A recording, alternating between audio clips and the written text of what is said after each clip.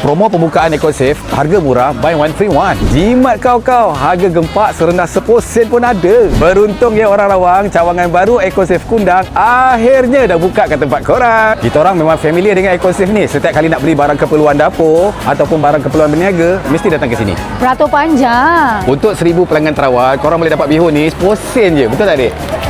Maggi kari ni tak sampai RM4 satu beg. Nak lagi murah, ayam sekilo tak sampai RM6 je.